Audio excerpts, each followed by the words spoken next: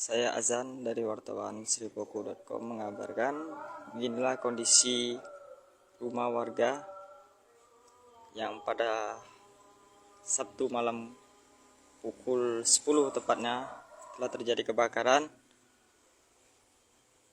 di Jalan Kembangkan, Kelurahan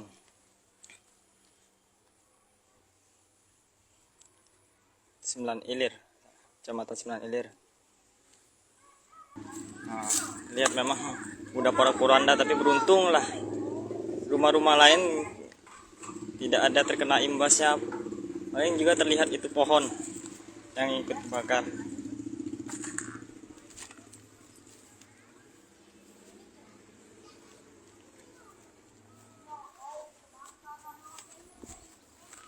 Coba kita tanya warga sekitar, mungkin tahu pemicu kebakaran itu apa.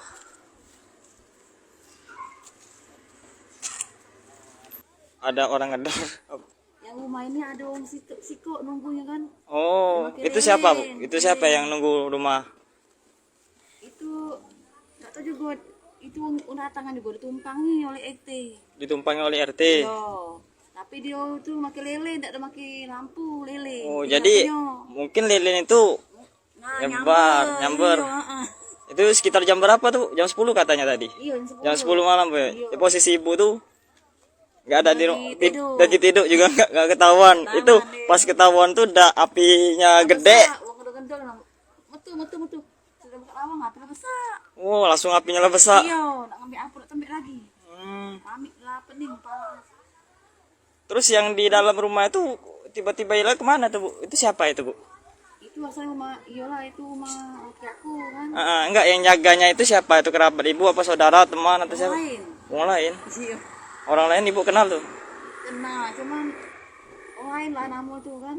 Oh, Tumpangi di situ. ditumpangin di situ. Kalau ini rumah kosong kan, jadi dewean situ. Oh iya, Bu ya.